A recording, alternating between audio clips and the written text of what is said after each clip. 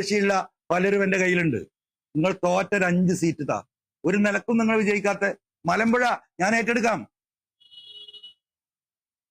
ഞാൻ പറഞ്ഞു നോക്കി, തീരുമാനം വേണം.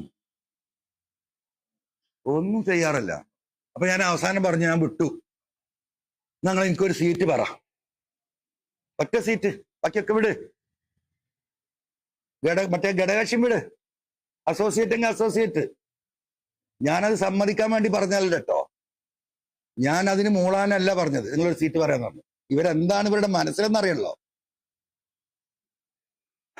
അപ്പൊ പറയാ, നിങ്ങൾക്ക് എവിടെയും മത്സരിക്കാലോ, 140 സീറ്റില്ലേ, എവിടെയും മത്സരിക്കാലോ, അത് നമുക്ക് തീരുമാനിക്കാം, അതിന് പ്രശ്നമൊന്നുമില്ല. ഞാൻ പറഞ്ഞു പറ്റൂല, മുമ്പ് റെഡിയായിരുന്നു, ഇപ്പൊ പറ എനിക്ക് ഏത് സീറ്റ് തരും. മുസ്ലിം ലീഗ് സീറ്റ് തരേണ്ട കാര്യമില്ല, കോൺഗ്രസിന്റെ സീറ്റാണ് നിലമ്പൂര്, കോൺഗ്രസിനാണ് എന്റെ സീറ്റ് ഞാൻ കൊടുക്കുന്നത്.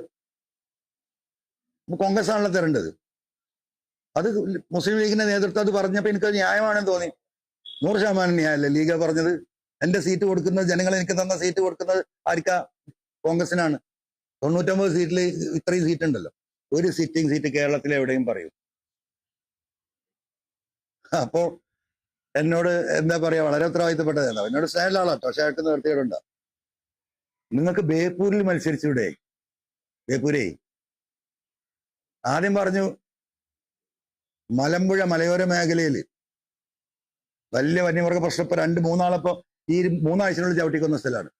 അവിടെ നിങ്ങൾക്ക് ടോപ്പാണ്. അത് കഴിഞ്ഞ് ബേപ്പൂര് നിർത്താൻ പറഞ്ഞു. ഞാൻ നിർത്തിക്കോളൂ. ഇപ്പൊ കേരളത്തിലെ ജനങ്ങൾക്ക് മനസ്സിലായല്ലോ. ജനങ്ങൾ നിങ്ങൾ മനസ്സിലാക്കുക.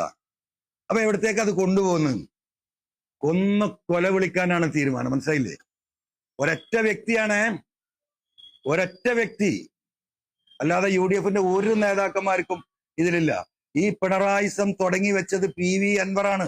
അദ്ദേഹം രാജിവെച്ചത് കൊണ്ടാണല്ലോ ഈ തെരഞ്ഞെടുപ്പ് വന്നത് എന്ന് ബഹുമാനപ്പെട്ട KC എയർപോർട്ടിൽ പറഞ്ഞങ്ങൾ കേട്ടാണല്ലോ. അതൊന്നും മൂപ്പര് അംഗീകരിക്കില്ല. അപ്പോ ഞാൻ ഈ പോരാട്ടം ജനങ്ങളുടെ മുന്നിൽ തുടരും. പിന്നെ ഞാൻ മത്സരിക്കുന്നതാണ് അവൾക്ക് പേടി. ഞാൻ മത്സരിക്കുന്നില്ല, നിലമ്പൂരിലെ മത്സരിക്കുന്നില്ല. മത്സരിക്കണമെങ്കിൽ പൈസ എത്ര വേണം? എത്ര കോടി വേണം? ആരവിടെ വരാൻ പോണത്?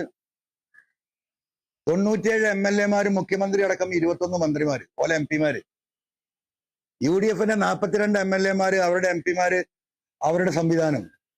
കോടികൾ ഇങ്ങനെ പൊടിക്കുന്നത് എന്റെ കണ്ണുകൊണ്ട് കണ്ടതാ ഞാൻ. ചേലക്കര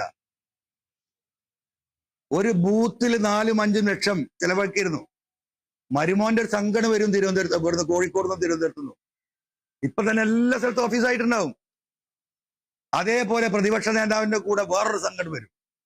ഇവരങ്ങോട്ട് ഇടിച്ച് തമർത്തി പോവല്ലേ. ഒരു 3 ലക്ഷം മിനിമം ഒരു ബൂത്തില് ചെലവാക്കണമെങ്കിൽ കോടി എത്ര വേണം? കോടികൾ വേണം. അവർ 10 ലക്ഷം ചെലവാക്കാൻ. ഇപ്പൊ ഈ നാഷണൽ ഹൈവേയിൽ തന്നെ 2000 കോടി പറഞ്ഞിട്ടാണല്ലോ ഇതിങ്ങനെ ഇടിഞ്ഞു വീണത്, തിരിഞ്ഞു നോക്കാതെ. അത് അടിയിൽ കൂടെ വന്നോ മേലെ കൂടെ വന്നോ ദുബായി പോയിട്ട് ലാൻഡ് ചെയ്തോ ഒന്നും നമുക്കാർക്കും അറിയില്ല. ഒരു പ്രശ്നവുമില്ല. ഒറ്റ ദിവസം പ്രതിപക്ഷം ഇങ്ങനെ വന്നിട്ടോ ഇടിഞ്ഞു വീണത് ശരിയല്ല കേട്ടോ, പിന്നെ ആരെയും കാണുന്നില്ല. ജനങ്ങളോ ഈ പറയുന്ന എന്താ പറയാ, കാസർഗോഡും കണ്ണൂരും ഒക്കെ റോഡ് പോയിട്ട് മലയിൽ കൂടെ കയറി ഇറങ്ങിയ ആൾക്കാർ. കാരണം പണ്ട് പോയിന്ന റോഡ് ഇങ്ങനെ കട്ട് ചെയ്ത് ഇറക്കിയിട്ട് അതിന്റെ മേലെ കൂടെ ഇങ്ങനെ നോക്കിയാൽ പടച്ചോലെ അതിന് നല്ലത് മല കയറി ആളുകൾ നടക്കുന്നു പോലും ഇല്ല. വല്ല പ്രശ്നമുണ്ടോ? കോടികൾക്ക് എന്റെ കയ്യിലൊരു ചുക്കില്ല. പൈസ വേണ്ടേ തെരഞ്ഞെടുപ്പിൽ മത്സരിക്കണമെങ്കിൽ? ഒരു പൈസ അല്ല. ഞാൻ ആകെ കടക്കാരനവരപ്പൊ കൂടിയേഷങ്ങള് ഈ കേരളത്തിൽ ഏറ്റവും കൂടുതൽ സ്വത്ത് വെളിപ്പെടുത്തി ഞാനാണ് നമ്പർ 1 എന്ന് പറഞ്ഞിട്ട് ഇപ്പോഴും ഇങ്ങനെ TV-യിൽ വരുമ്പോ ഞാൻ ഇങ്ങനെ ചിരിക്കും. പടച്ചോനെ എന്താ ഇതിന്റെ കഥ, മനസ്സിലായോ? ഒരു പൈസ അല്ല. എന്നെ തകർത്ത് തരിപ്പണമാക്കിയില്ല ഇവരൊക്കെ പട കൂടിയിട്ട്. ഈ പറയുന്ന നിലമ്പൂരിലെ ചിലരും ഞാൻ ഈ സൂചിപ്പിക്കുന്ന ആളുകളും തന്നെയാ ഇത് തകർത്ത് ഒരു ലോകം മുഴുവൻ കേസ് കൊടുത്ത്. ഇപ്പൊ എത്ര കേസ് അറിയോ? റവന്യൂ കേസ് ഹൈക്കോടതിയിൽ പൂജ്യമാക്കി. 100 റുപ്യ വരുമാനം ഉണ്ടായിരുന്ന PV അൻവർ, 100 റുപ്യ വരുമാനമില്ല, ലക്ഷങ്ങൾ വരുമാനം ഉണ്ടായിരുന്ന അൻവറിന് പൂജ്യത്തിലാക്കി. പലതും ജപ്തിന്റെ വക്കിലാ.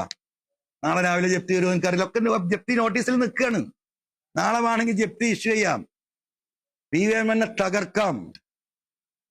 എങ്ങനെയാ തകർന്നത്? ഈ ജനങ്ങൾക്ക് വേണ്ടി പറഞ്ഞു നടത്തിയ പോരാട്ടം അറിയോ നിങ്ങൾക്ക്? ഇവിടുത്തെ IPS ലോബി, ഇവിടുത്തെ IAS ലോബി, ഇവിടുത്തെ IFS ലോബി, ഇവിടുത്തെ RSS, കേന്ദ്ര ഗവൺമെന്റ്, LDFിലെ തന്നെ ചില ഘടകകക്ഷികളെ ചില ആളുകള്, ഈ പറയുന്ന സംഘം, ഇവരൊക്കെ കൂടി ചേർന്ന് ഞെക്കി ഞെക്കി ഞെക്കി ഞെക്കി ഇന്ന് ഇല്ലാണ്ടാക്കി വട്ടപൂജ്യത്തിലാക്കി. ഒരു 10,000 റുപ്യക്ക് ചിലപ്പോ ബുദ്ധിമുട്ട് അറിയോ നിങ്ങൾക്ക്? ഒരു ദിവസം 3 കുപ്പായ ഇടുന്നവരാ. ഞാൻ ഈ ഷർട്ട് ഇന്നലെ ഇട്ട അറിയോ നിങ്ങൾക്ക്? ഇതിൽ അഴുക്കൊന്നും ആയിട്ടില്ല. ഒരു ഷർട്ട് മുണ്ട് ഇറക്കി കിട്ടണമെങ്കിൽ 60 റുപ്യ വേണം. അത് കോടികൾ PV അൻവറിന്റെ കയ്യിൽ